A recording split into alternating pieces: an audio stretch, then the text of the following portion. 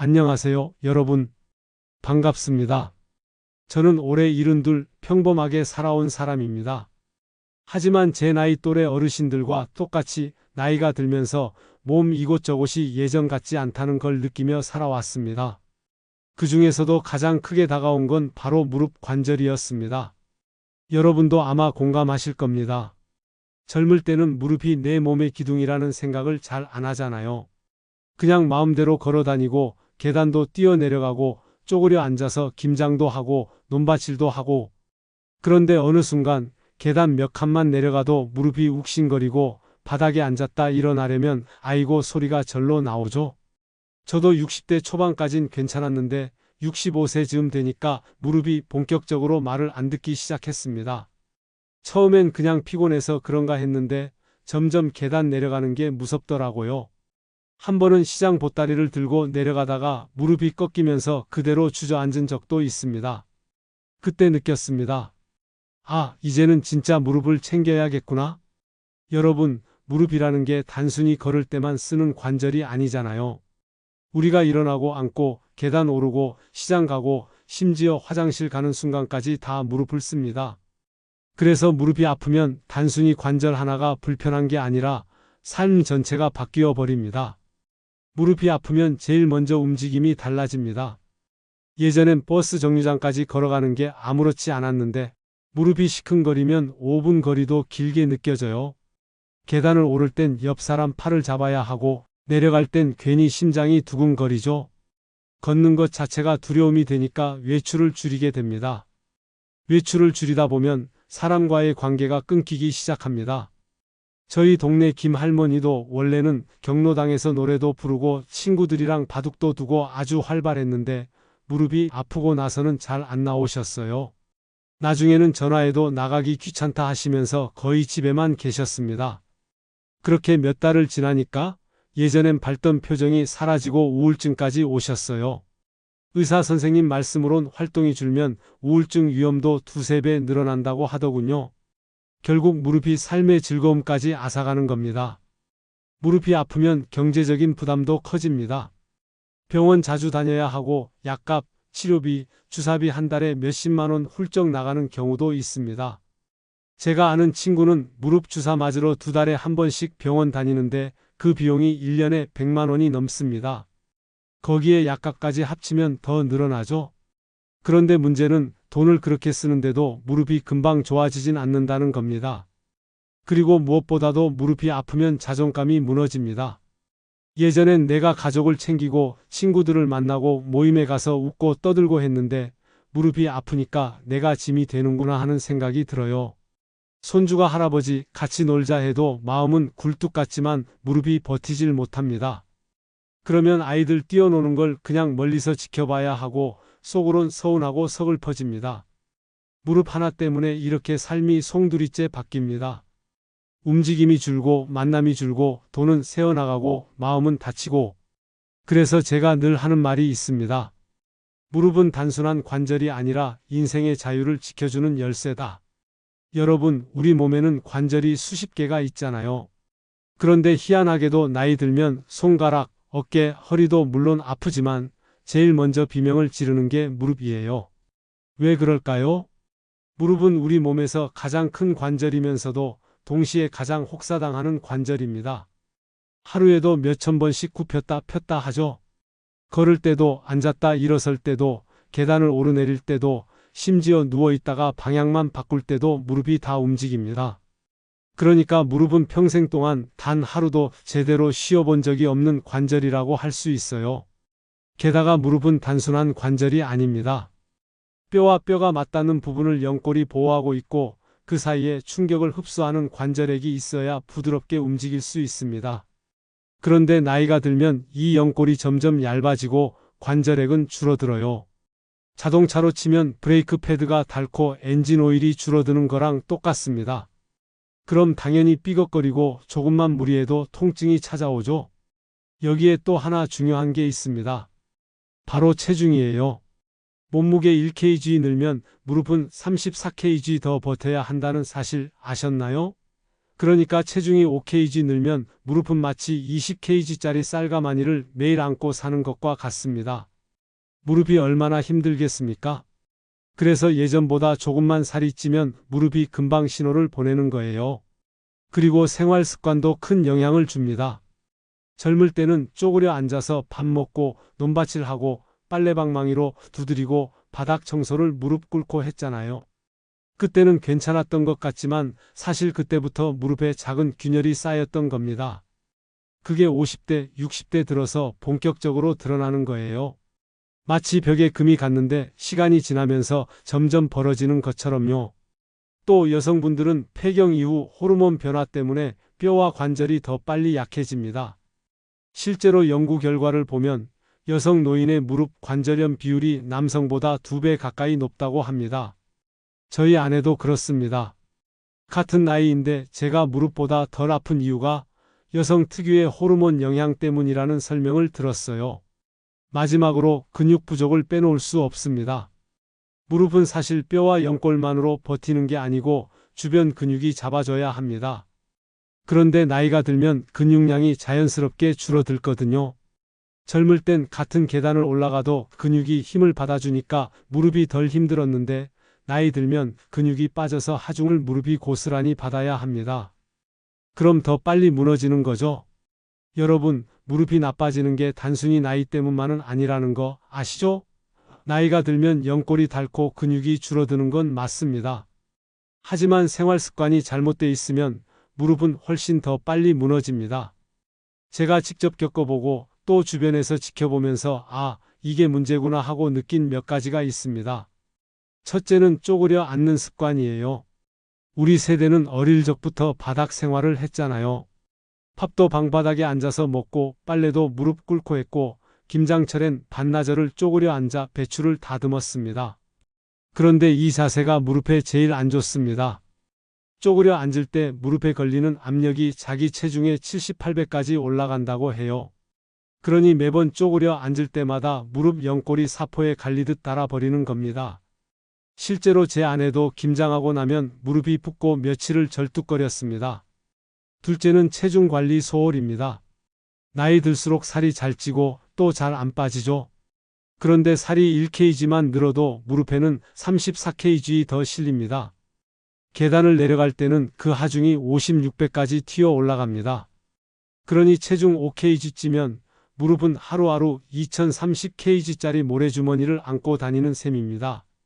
저희 동네 박 할아버지도 젊었을 땐 운동선수처럼 건강했는데 은퇴 후에 살이 10kg 늘면서 무릎이 급격히 안 좋아졌습니다. 살 때문에 무릎이 망가진 전형적인 경우였죠. 셋째는 운동을 아예 안 하는 것입니다. 많은 분들이 무릎이 아프면 더 망가지면 안 되지 하고 가만히 계십니다.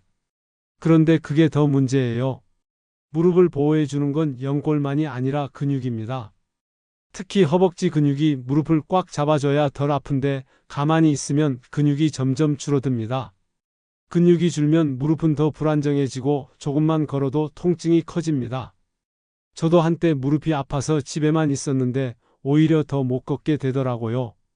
그 후부터는 하루에 10분이라도 의자에 앉아 다리 뻗기 운동을 했습니다. 그 작은 습관이 무릎을 살렸습니다. 넷째는 무거운 짐을 한쪽으로 드는 습관입니다. 시장 가면 장바구니를 한 손에만 들고 오잖아요. 그렇게 되면 무게중심이 한쪽으로 쏠리면서 무릎에도 불균형한 압력이 갑니다. 특히 이미 약해진 무릎이라면 더 큰 손상이 생기죠. 가급적 양손에 나눠 들거나 손수레를 이용하는 게 좋습니다. 다섯째는 잘못된 믿음이에요. TV에서 광고하는 관절 보조제, 주위에서 좋다고 권하는 민간요법, 이런 걸 무턱대고 믿고 의지하는 경우가 많습니다. 물론 도움되는 것도 있지만 생활 습관을 바꾸지 않으면 아무 소용이 없습니다. 약만 먹으면 괜찮아질 거라고 생각하는 건 큰 착각이에요. 실제로 제 친구 중에 관절에 좋다는 건강식품만 열심히 챙기던 분이 있었는데 정작 운동은 안 해서 결국 인공관절 수술까지 하셨습니다. 여섯째는 딱딱한 신발입니다. 젊을 땐 멋부리느라 구두 신고 다녔지만 나이 들어서도 쿠션 없는 신발을 계속 신으면 무릎에 충격이 그대로 전해집니다. 걷는 것 자체가 고문이 돼버려요. 그래서 저는 지금은 무조건 푹신한 운동화, 충격 흡수되는 깔창을 씁니다. 그 차이가 무릎에선 정말 큽니다. 여러분, 이렇게 보면 무릎을 망치는 습관은 대단한 게 아닙니다. 우리가 평생 해오던 익숙한 행동들, 무심코 하는 작은 습관들이 쌓여서 무릎을 무너뜨리는 겁니다. 그래서 저는 이렇게 말합니다. 무릎은 나이가 먹어서 아픈 게 아니라 생활 습관이 잘못돼서 아픈 거다.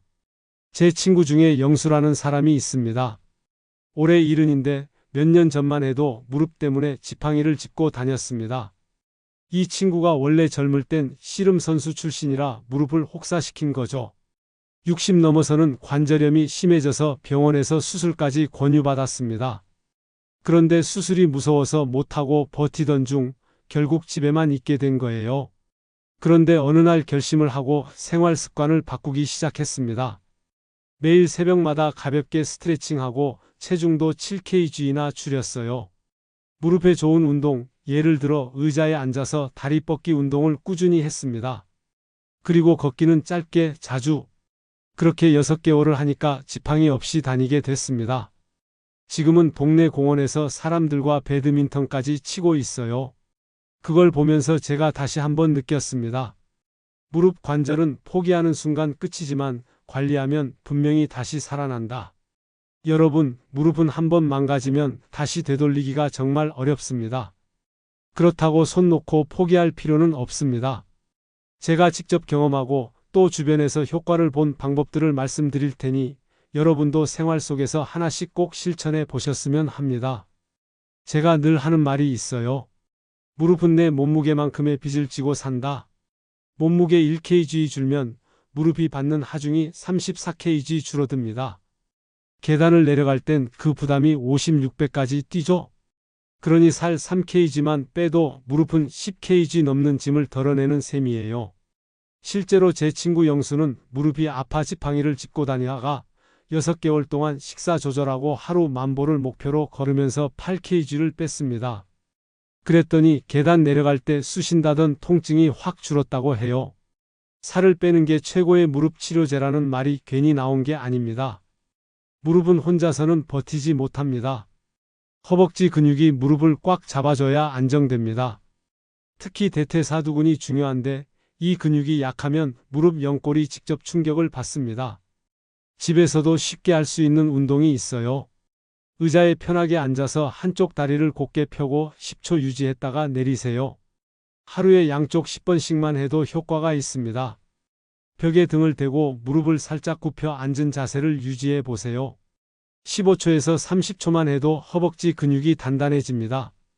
미국 메이오 클리닉 연구에서도 허벅지 근육이 강한 노인은 무릎 수술로 이어질 확률이 절반 이하로 줄었다는 결과가 있습니다. 결국 근육이 무릎의 천연보호대라는 얘기죠. 무릎이 아프니까 아예 걷지 말아야지 하는 분들이 많은데 그게 오히려 독이 됩니다.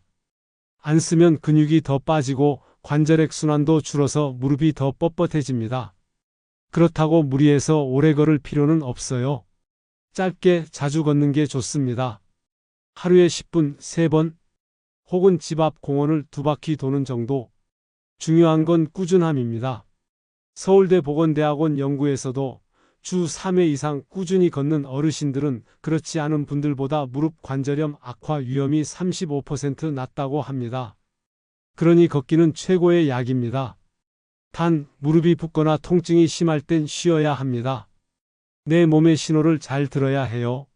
무릎을 살리는 건 운동만이 아닙니다. 평소 생활 습관도 아주 중요합니다. 바닥에 쪼그려 앉지 말고 가능하면 의자 생활을 하세요. 무거운 짐은 양손에 나눠 들고 가능하면 손수레를 이용하세요. 계단 대신 엘리베이터, 구두 대신 푹신한 운동화. 작은 선택 하나가 무릎을 1년, 10년 더 쓰게 만듭니다. 저는 지금도 장을 볼 때 꼭 손수레를 끌고 갑니다. 예전에는 괜히 체면이 있지 하고 무거운 걸 들었는데 무릎 아픈 뒤로 생각이 바뀌었어요. 자존심보다 무릎이 더 소중하더라고요. 무릎은 뼈, 연골, 근육, 인대가 함께 어우러져 움직입니다. 그래서 음식도 골고루 챙겨야 합니다. 연어, 고등어 같은 생선은 오메가3가 풍부해서 염증을 줄여줍니다. 콩, 두부, 달걀은 단백질이 근육을 지켜줍니다. 브로콜리, 시금치는 항산화 성분이 많아 관절 노화를 늦춥니다. 비타민 D는 햇볕을 자주 쬐고 부족하면 보충제를 고려하는 것도 좋습니다. 한 연구에 따르면 비타민 D 수치가 낮은 노인은 그렇지 않은 노인보다 무릎 통증이 2배 이상 심했다고 합니다. 그러니 음식뿐 아니라 햇빛도 무릎 건강의 영양제라고 생각하시면 됩니다. 마지막으로 꼭 드리고 싶은 말씀은 꾸준함이 최고의 약이라는 겁니다.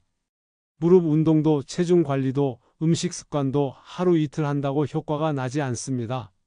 하지만 3개월, 6개월, 1년을 꾸준히 하면 몸이 달라지고 무릎이 달라집니다. 제 친구 영수도 처음엔 다리 뻗기 운동이 별거 아닌 것 같다고 시큰둥했는데 석 달 하고 나서 야, 신기하게 무릎이 안 흔들린다 하더군요. 바로 그게 꾸준함의 힘입니다. 여러분, 정리하자면 무릎을 살리는 방법은 복잡하지 않습니다.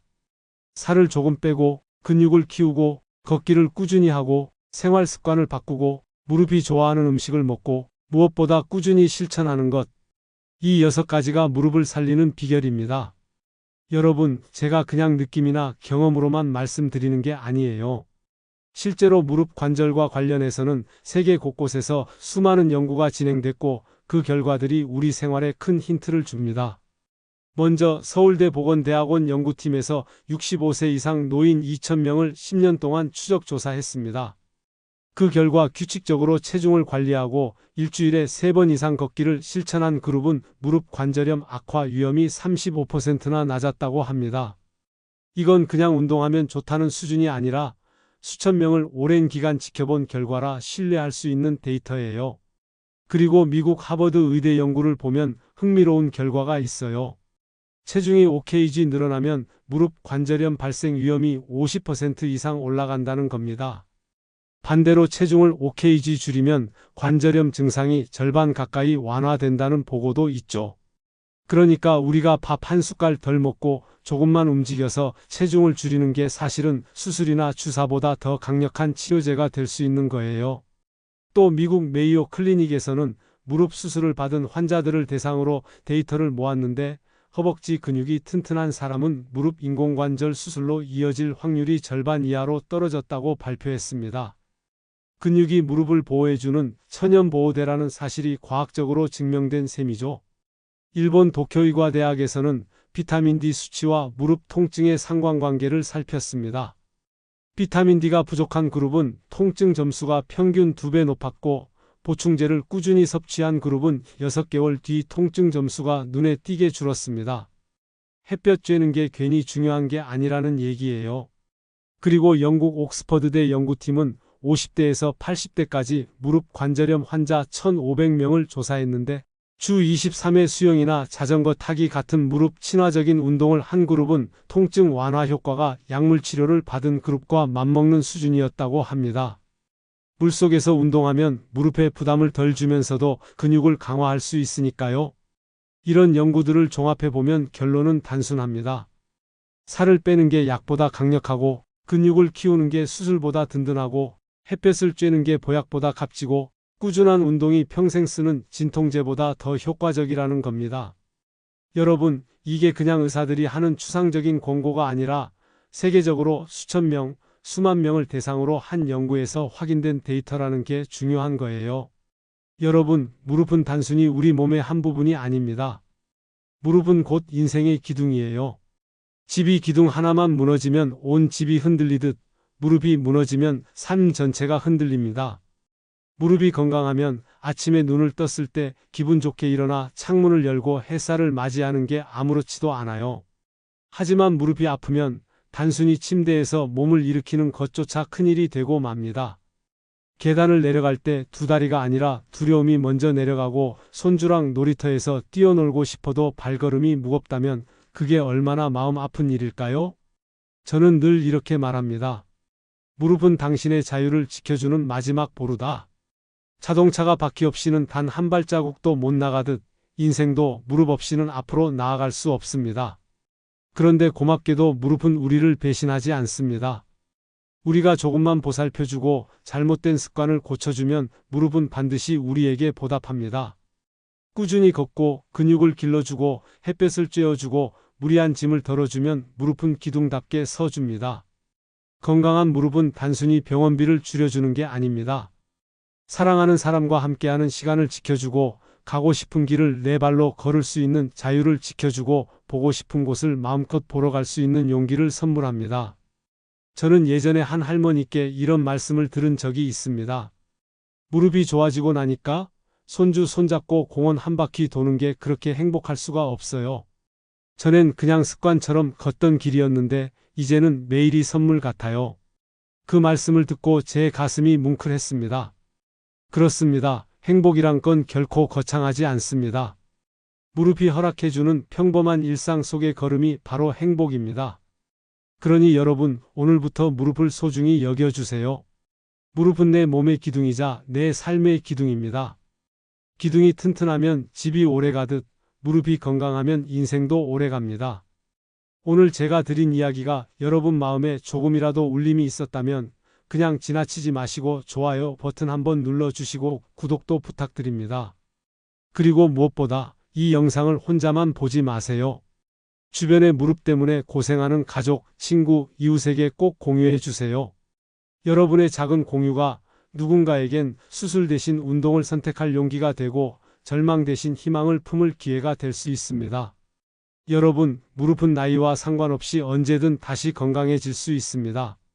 오늘 당장 10분만 투자해서 걷고 계단 한 층만 덜 오르내리고 의자에 앉아 발목만 돌려줘도 무릎은 여러분의 사랑을 기억합니다.